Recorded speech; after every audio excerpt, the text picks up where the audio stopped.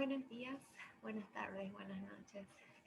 Desde el momento que ustedes estén escuchando algo, soy la profe Noelia Gómez y en esta clase que vamos a ver hoy día eh, vamos a hablar sobre el módulo 3 de Introducción a la Traducción.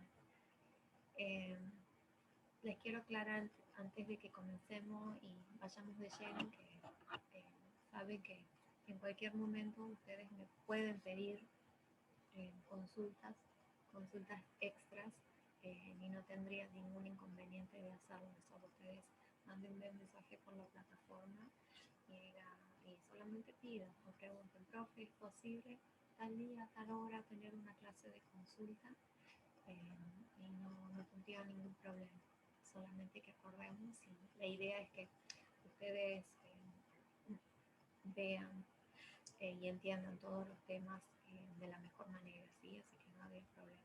Voy a comenzar entonces ahora sí, compartiendo la pantalla eh, para que nos metamos de llenos en el módulo, ¿sí?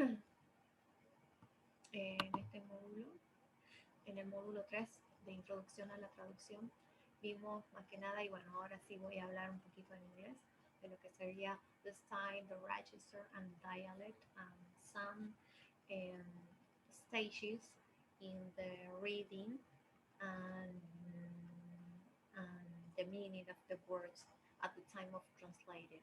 Okay, and the first part it is about the style. What it is a style, right? And as you have seen, the style in a very broad sense includes the levels of formality. Okay, that's the idea, or that's what you are going to analyze at the moment of reading a text. And the first part, or the first thing you're going to discover, to deduce, is if this text it is formal, semi-formal, or it is informal or casual. Yes, you can see there at your left the language styles that you say it is a very formal text, it is a moderately formal, fairly informal, or very casual, sometimes colloquial also. Yes, and the words used, because you have to justify and to know why this text it is formal, because and the words used says, well, what the progress are you making with the project, or as you can see there in the examples, the levels of formality and colloquially speaking, you will see that those parts, those words determine the style of the text. If it is the levels of formality, and also if the text it is neutral, if it is humorous, ironic, poetic, as you have seen, you're going to study and you're going to see these two sides in the styles according to the levels of formality and according what the text it is combining. If it is a humorous text, if it is a poetic text, and the words, the way it is writing, that's the idea when you see the style, to notice and to make the difference between the levels of formality that has a text and then the style, if it is humorous, neutral, ironic, and that's the idea that you're going to see and to pay attention at the moment of reading to make a translation. Then you have the register, and as you can see, the register is relating to the variety of language defined by their topics and the context of use. You can see that there are many fields related with the different profession, the language that doctors and in the field of medicine use in the part of education and teachers, okay, the lawyers also, and the computer engineers, the programming part, okay, all those spheres, as you have seen, all those activities involved in society are related to the register. Yes, so you're going to, when you're reading a text, not also you're going to see the style, if the text is formal or it is informal, it is colloquial, you're going to see also the register, what kind of words it is used. For example, in this practice words, you have seen that you have a text that includes vocabulary related to nature and some Indian cultures and how what did they do. So you say that this text, the register use is like more related with nature and related with humanity, history. You can mention also. That's the register seen in a text. So, according to the vocabulary, the specific words that you have seen and that you can read in a text, you will see, well, this is a register related to the field of medicine. And also, you're going to see, well, the text it is formal and it is also humorous. Okay, that's the idea. A third concept that you have bear to have clear in mind is the dialect, as you have seen. The dialect it is related, or it is yes, it is more related with the identities. Okay, the particular ways in which a character speaks and emphasizes the character accents, the pronunciation, word choices, and spelling.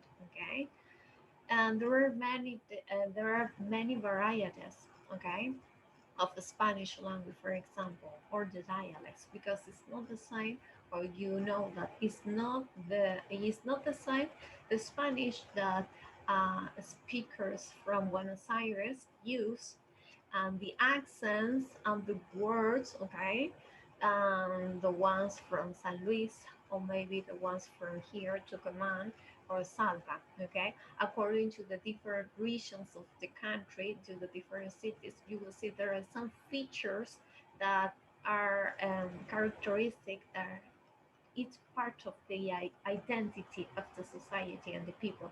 And also happens with the English. You will see that some texts are um, use words like, for example, you can say center or center, and then you say, well, centre is related, or it is a dialect, or it is used more in UK, okay, in the in the UK English. But also you say, well, center, it is used in the American English, and you're going to see the difference, okay? Some words or some um, accents, you will say, well, these words it is used in Australian English and some others in Indian. So that's what you have to identify, the dialect, okay? From the context it is used, and you can see there that says the dialect, it is the accent, the way, the fluency you speak, the vocabulary, some words that you use, and the grammar also, okay? It is part of the dialect. And the accents, it is related with how words are pronounced, okay? In this way, you have to identify and to notice the difference. Well, this kind of text of this kind of words, it is a dialect relating to, I don't know, some part of the country, okay? And also you will see the register use, it is more related with education, or it is related with, as we have seen, social studies, humanity, or also related, I don't know, from programming, okay? And once again, the style. It is the general view of the text that you are reading and that you are translating. There are some levels of formality, and also if the text is neutral, if it is humorous, okay, if it is poetic, all those clues are the style, and you know the way you have to translate. Okay, these are the first three terms that are important to make the difference. And then you have some idioms that are important here, okay? What an idiom, okay, is.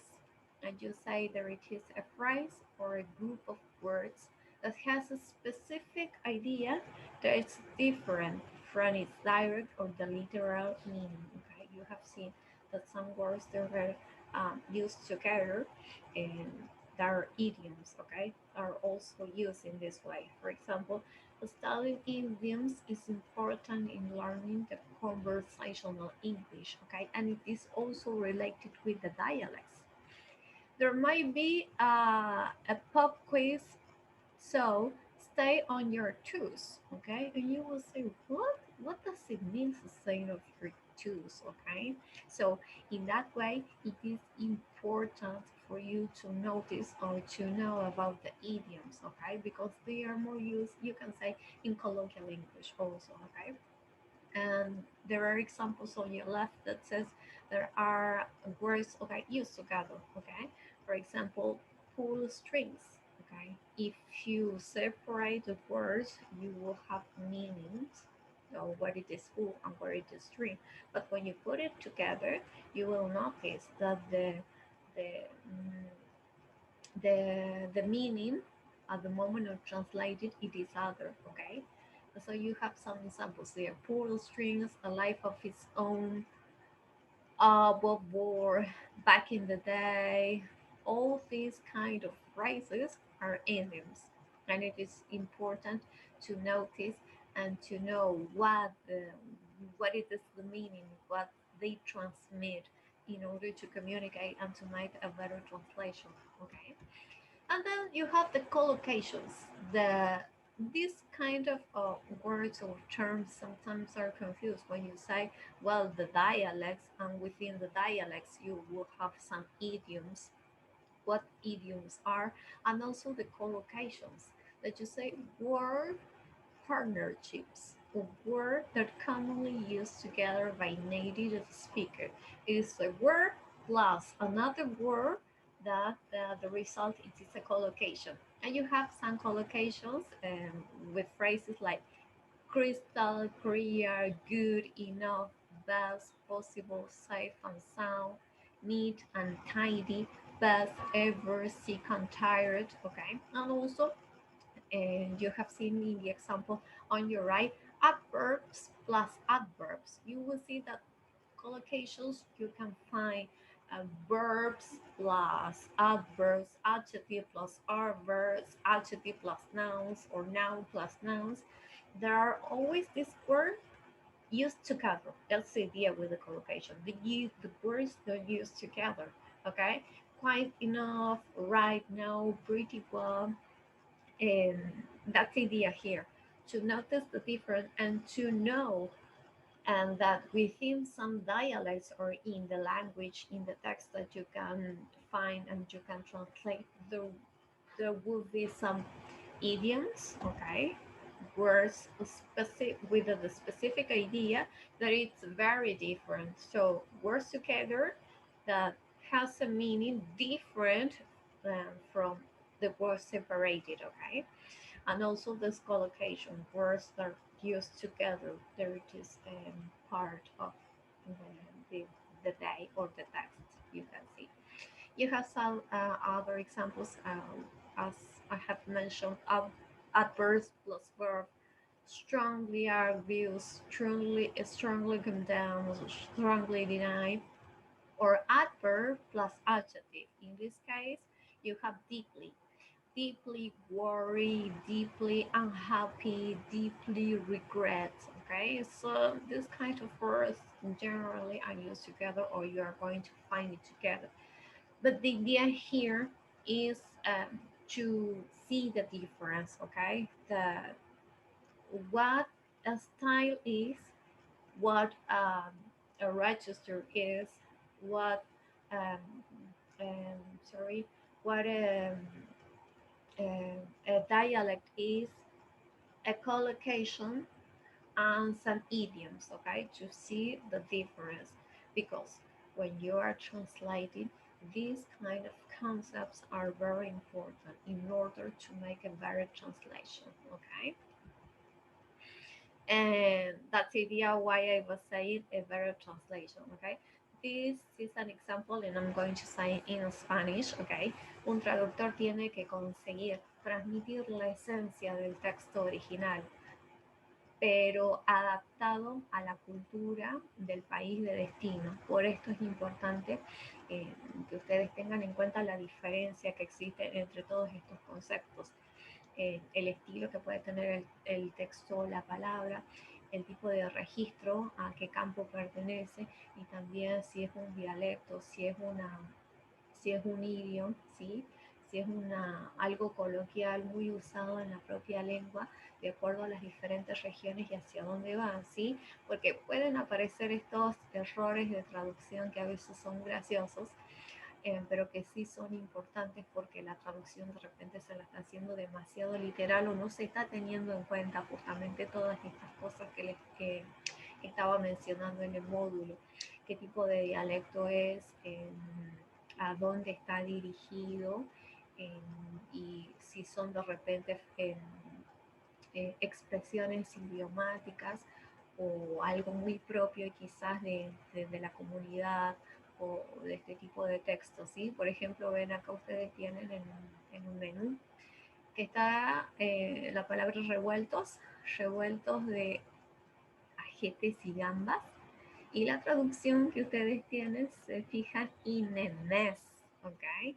Está revuelto, traducido como inemes, que ese sería más que nada la traducción literal, pero no me está diciendo realmente, digamos, qué es. ¿Sí? Cuando alguna persona de habla inglesa lee esto que dice inemes, dice que esto está un lío, que esto está desorganizado. Entonces, estos tipos de expresiones sí son importantes tener en cuenta y buscar la manera adecuada de cómo traducir, ¿sí? Porque son errores de traducciones básicos que se ven mucho. Después tienen a su derecha pollo a la jardinera, ¿ok? Que los que, los que estamos dentro de la comunidad de repente hispano o habla en español sabemos a qué se refiere cuando se dice pollo a la jardinera, ¿sí? Qué tipo de aderezo tiene o cómo está acompañado, ¿sí? Pero si lo leen en la traducción que está abajo dice chicken to the kindergarten. Ustedes saben que kindergarten eh, está relacionado más que nada a jardín de los niños de nivel inicial, a los jardineros, ¿sí? A los niños de nivel inicial que recién están ah, iniciándose en este ciclo de educación, como decirlo, formal, ¿sí? Al nivel inicial, a los jardineros o jardineras, ¿sí? Entonces, son errores típicos quizás a veces de traducción que no se tienen en cuenta todos estos tipos de conceptos, de decir el registro que es, si es una expresión idiomática o no, y hacia dónde va traducido. Por esto la frase esta que les dice abajo, sí, un traductor tiene que conseguir transmitir la esencia del texto original, pero siempre adaptándolo a la cultura del país, porque de acuerdo a todo ese análisis que ustedes van haciendo, van a saber qué palabra usar o no al momento de traducir, obviamente, un texto. ¿Ok? Eh, sí, eso es todo eh, por, por la clase de hoy, más que nada por el módulo que ustedes van a ir leyendo, y ya saben que cualquier duda o consulta me pueden preguntar, siempre estamos disponibles. Así que saludos enormes a todos y todas. Nos vemos en el próximo.